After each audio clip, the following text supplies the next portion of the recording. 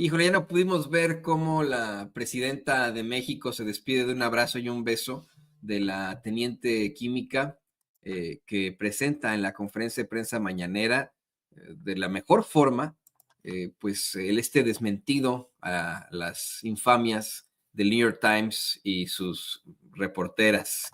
La teniente química Juana Peñalosa, a, quien pues cuando llega a hacer su planteamiento, su desmentido, saluda de forma muy cordial, muy solemne a la presidenta de México. Ya cuando se va de manera muy coloquial la doctora, le da un abrazo y ya ahí lo corta como de costumbre. Nos la cortaron nuestros amigos del Centro de Producción de Programas Informativos y Especiales de la Presidencia, CEPROPIE. Tan pronto, bueno, pues termina esta sección tan padre de mujeres en la historia y que ilustró la vida de la gran Margarita Maza Parada, Margarita Maza de Juárez, esposa del gran expresidente Benito Pablo Juárez García. Yo no sabía que habían vivido ahí en Serapio Rendón. Antes esa calle se llamaba, cuando vivía ahí Margarita Maza y Benito Juárez, se llamaba Puente Levadizo. Hoy se llama Serapio Rendón. Y su casa estaba ubicada ahí, en el número 4 de esta calle, junto al templo de San Cosme. Pues si se quiere dar una vuelta, pues ahí vivió. Imagínense, ¿no? El expresidente hace 150 años y la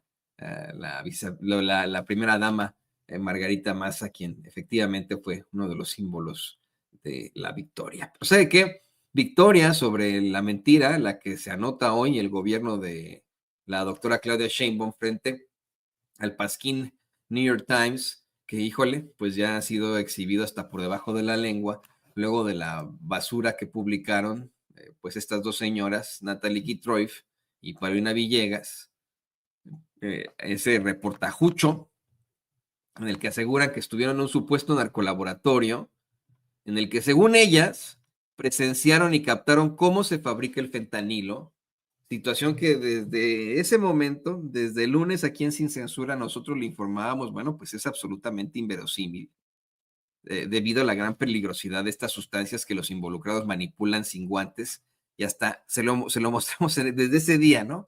Echándose unas chelas. Le hablábamos desde el lunes de cómo es que, pues la manipulación y fabricación del fentanilo es, son situaciones sumamente peligrosas debido a su extraordinaria potencia, toxicidad y la facilidad con la que puede absorberse en el cuerpo. Y hoy, junto a varios especialistas y científicos, la presidenta Claudia Sheinbaum explica por qué no es creíble este reportajucho. En primer lugar, el director general del IMSS Bienestar, Alejandro Sbarch, plantea que el nivel de toxicidad del fentanilo es de 0.2 miligramos. ¿Esto qué significa, señoras y señores, en términos pues más fáciles de conocer para nosotros que no somos ingenieros químicos? Significa que 0.2 miligramos equivale a 3 o 4 granitos de sal. Imagínese, si usted tiene a la mano en su casa un salero, agarre su salero y écheselo aquí en la mano. Cuente 1, 2, 3 granitos de sal, 4 granitos de sal, lo que usted guste, 5 granitos de sal, y sepárelos, déjelos en la palma de su mano o póngalos en la mesa, póngalos por ahí. Esa cantidad es absolutamente suficiente para tirar a una persona en 30 segundos. Así de sencillo. En 30 segundos, con una pues dosis durísima de fentanilo. Dice Sbarch, el doctor Sbarch, que estos 3 o 4 pequeñitos granitos de sal compromete ya la vida de cualquier persona que opere esta sustancia, el fentanilo. Insiste Sbarch en que se necesita inexorablemente, utilizó esa palabra, inexorablemente un laboratorio para producir el fentanilo y no una cocina doméstica como lo presentan estas señoras, Kitroyev y Villegas, en su reportaje, se le puede llamar así, debido a que este tipo de sustancias deben ser controladas de manera muy específica. Insistió en que simplemente no es posible lo que dice el New York Times en la nota. Pues mire, para pronto, nomás para pronto, el operador que sale en este artículo y que le va a poner ese señor, de hecho, si tiene por ahí los videos, don David, este señor que lo está operando ahí, mire, los operadores de este artículo hubieran caído en 30 segundos fulminados por los vapores del fentanilo que están manipulando, puesto que uno trae un paliacate en la boca y el otro un cubrebocas, que no son suficientes para paliar los efectos tóxicos en el ambiente que produce el fentanilo. Se necesitan máscaras especiales, no un paliacate o eh, un cubrebocas. Lo que es peor, señoras y señores, eh, eh, pues ahí vimos y se lo analizábamos desde aquel entonces, se lo planteábamos desde el principio, desde el lunes, cómo es que es hasta ridículo y estúpido pensar que podrían haber estado ahí manipulando el fentanilo, cocinándolo con 2 chelas y hasta salsas, ¿no?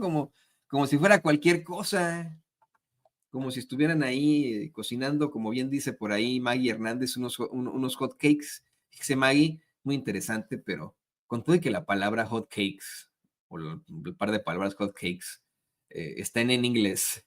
Acá en Estados Unidos se le llama hot cakes a los hot cakes, se les llama pancakes. Qué extraño, ¿no? Nunca he entendido yo esa situación que no tiene nada que ver con lo que estamos platicando, pero efectivamente, como si estuviera cocinando hot cakes o pancakes, como usted le quiera llamar, o como le dicen a los traidores de la lengua, panqueques, que no son panqueques. Así se pusieron a hacer este reportajucho del New York Times. Pero mire, quiero por sobre todo destacar la explicación que dio la muy joven teniente química Juana Peñalosa. No sé si esto se deba a que le esté yo ubicando de una manera más personal, puesto que mi mamá también es teniente retirada del ejército. Ella es enfermera militar, mi mamá. Entonces, pues yo al ver a esta teniente, no sé, ¿no? Me, me identifiqué muchísimo, ¿no? Como hijo de militares, ¿no? Me identifiqué muchísimo, puesto que mi mamá, perdón que se lo digo a usted, ¿no? Pero pues es muy inteligente mi mamá, ¿no? La verdad, disculpe usted que la presuma a mi mamacita, pues muy inteligente, como esta teniente que usted va a escuchar a continuación, y que mire, se tiene que hacer el comparativo. Tenemos a 2 personajes emanadas de las élites, tanto de México como de Estados Unidos, que terminan en posiciones de poder como reporteras del New York Times. 2 personajes que han demostrado con este reportaje tener una grave mediocridad o ser partícipes de una mentira abiertamente. Y por supuesto que nos referimos a Natalie Kitroy, que estudió en Harvard, por cierto, y a Paulina Villegas, que estudió primero en el TEC de Monterrey, pero después hizo su posgrado en Columbia University. Estas 2 privilegiadas mediocres, redactando una mierda de reportaje, que es una mentira, un absurdo, una situación completamente inverosímil, frente a una verdadera científica. En primer lugar, la presidenta de México, ¿no? La doctora Claudia Sheinbaum. Y en segundo lugar, esta teniente química, Juana Peñalosa, que pues evidentemente no estudió en Harvard, ¿verdad? O en el TEC de Monterrey, ¿no? Ella tomó la carrera de las armas, es ingeniera química con el ejército.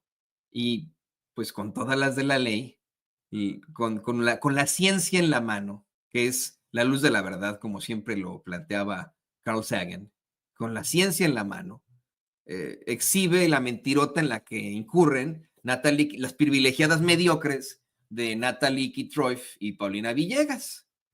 Por supuesto que hay que hacer el comparativo, y le insisto, perdón que lo aterrice en el caso de mi mamacita, ¿no? De mi mami, que es enfermera militar, perdón, pero luego yo me identifiqué, mi mamá, ella pues se retira temprano del ejército siendo teniente, ¿no? Y pues siempre yo sí le llamé, ¿no? La teniente, a mi mamá. Me hace muy feliz pensar en ella como teniente del ejército. Y de inmediato cuando llega la teniente química Juana Peñalosa a hacer esta presentación, me sentí muy orgulloso de que haya mujeres así, de capaces, de estudiadas, que puedan incluso desmentir las babosadas y las infamias del New York Times. Escuche usted.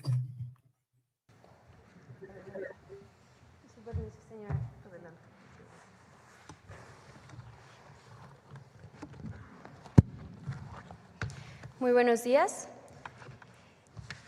El pasado 29 de diciembre del presente año, el medio informativo The New York Times publicó un artículo denominado "Así es un laboratorio de fentanilo del cártel de Sinaloa", donde asegura que dos de sus reporteras, en conjunto con una fotógrafa, atestiguaron el peligroso proceso de producción de fentanilo en un laboratorio secreto ubicado en el centro de Culiacán, realizado por dos integrantes del grupo delictivo.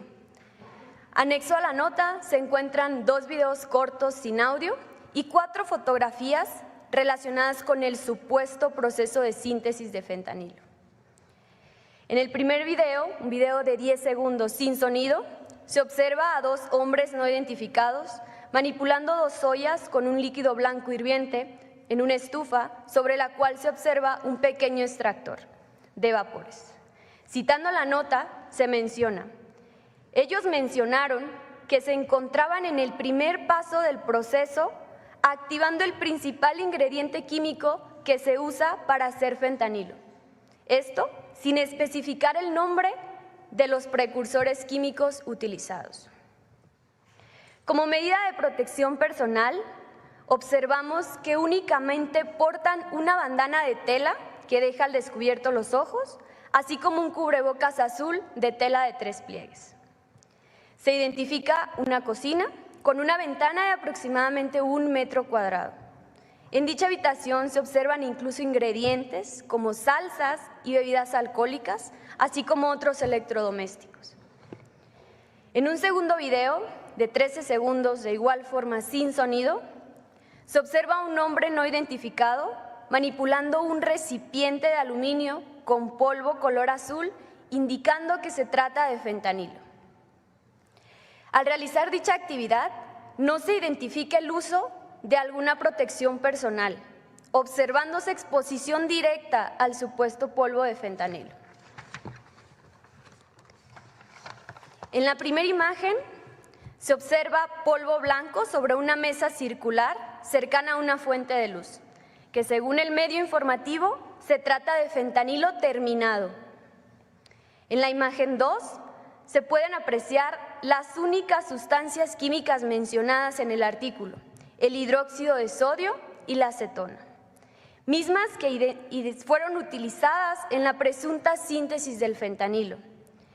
Estos 2 químicos son químicos esenciales, utilizados en la elaboración de algunas drogas sintéticas.